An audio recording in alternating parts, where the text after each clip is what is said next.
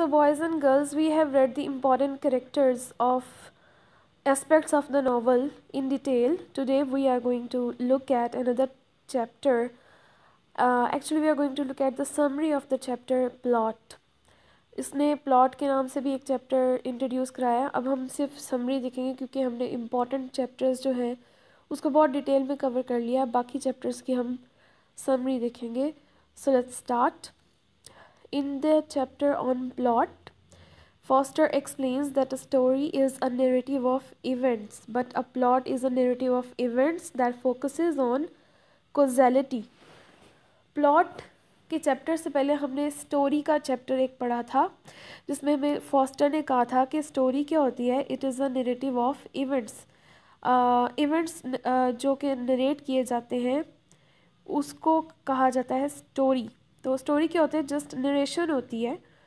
और लेकिन प्लॉट क्या होता है? But a plot is a narrative of events that focuses on causality.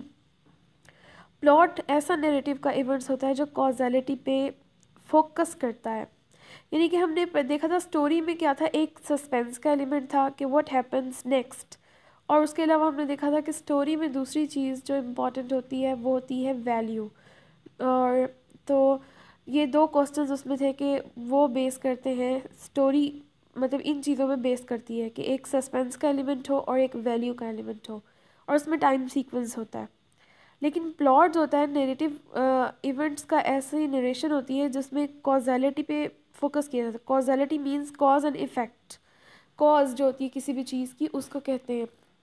जैसे आगे हमें उसने एक हमें एग्जाम्पल दिया फॉस्टर ने. Whereas a story might say, जैसे कि एक स्टोरी को अगर हम कहें तो वो कहेगी the king died and then the queen died. A plot would say the king died and then the queen died of grief.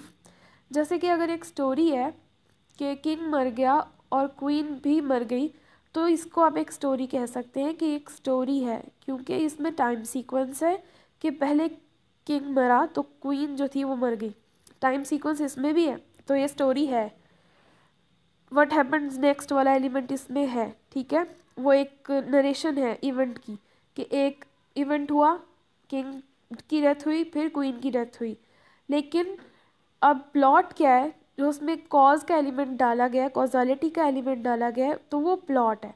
यानी कि किंग मरा फिर दुख से क्वीन मर गई तो ये कॉज बताई गई है हमें कि किस कॉज की वजह से हुआ. इसमें भी टाइम सीक्वेंस है कि पहले किंग मरा है फिर उसके बाद क्वीन मरी है और वो दुख से मरी है. उसमें कॉजालिटी का एलिमेंट जो डाल दिया है वो प्लॉट है. इन शॉर्ट उसने जो एक्सप्लेन किया है फॉस्टर ने. Both have a time sequence, but in the plot, time is overshadowed by causality. दोनों के अंदर टाइम सीक्वेंस है जैसे कि मैंने आपको बताया है कि टाइम सीक्वेंस है ना कि पहले कौन मरा और बाद में कौन मरा. लेकिन प्लॉट में आपको कॉजेलिटी दी हुई है, कॉज दी हुई है कि एक इवेंट जो हुआ फिर उसको किस दूसरे इवेंट ने फॉलो किया, कि एक की वजह से एक दूसरा इवेंट हुआ. इफेक्ट वाला एलिमेंट भी उसमें आ जाता है. Plots demand intelligence from their readers. Plots जो है ना वो रीडर्स से इंटेलिजेंस डिमांड करते हैं, including the ability to remember events and connect threads, and this allows the author to create mystery by delaying certain explanations until later in the plot. Readers को plot, foster ये कहता है कि reader को plot को समझने के लिए इंटेलिजेंट होना चाहिए एक बात. दूसरी बात ये कि उसकी मेमोरी भी अच्छी होनी चाहिए. मेमोरी अच्छी होगी तो वो याद रखेगा ना कि कहाँ पे क्या क्या हुआ था पूरी स्टोरी में.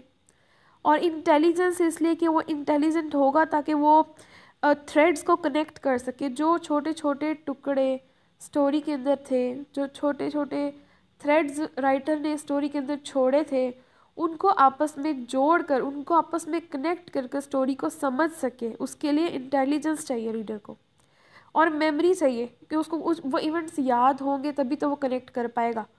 तो ये दो चीज़ें उसको चाहिए प्लॉट को समझने के लिए.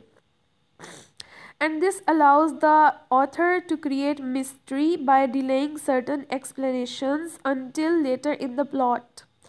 और इस वजह से जो है अगर रीडर की मेमोरी और इंटेलिजेंस होगी उस रीडर के अंदर, उसकी वजह से ऑथर मिस्ट्री क्रिएट करता है अपने प्लॉट के ज़रिए स्टोरी में मिस्ट्री क्रिएट करता है, जिसकी एक्सप्लेनेशंस जो है वो प्लॉट में बाद में देता है। वो कैसे मिस्ट्री क्रिएट करता है, जैसे कि हमने जोसेफ एंड्रयूज़ नॉवल पढ़ा था, उसके अंदर हमने देखा था कि शुरू में मिस्ट्री थी, मतलब जोसेफ एंड्रयूज़ है, जोसेफ विल्सन है, फैनी और जोसेफ बहन भाई हैं या नहीं है, फैनी और पैमेला का आपस में क्या रिलेशन है, जोसेफ और पैमेला का फिर आपस में क्या रिलेशन है, और हमें एंड पे जाके जो है मिस्ट्री सॉल्व होती है, क्योंकि हम थ्रेड्स को जब एक दूसरे से जोड़ते हैं, जो उसके अंदर थ्रेड्स होते हैं, नुक्ते होते हैं, जब उनको आपस में जोड़ते हैं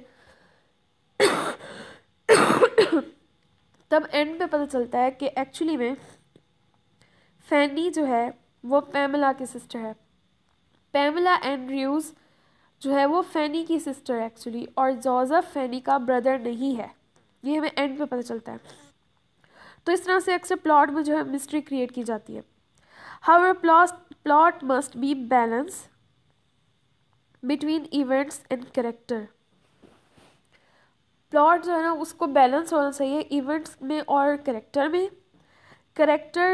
Characters must influence the plot based on their personalities, or else they are simply swept away by fate.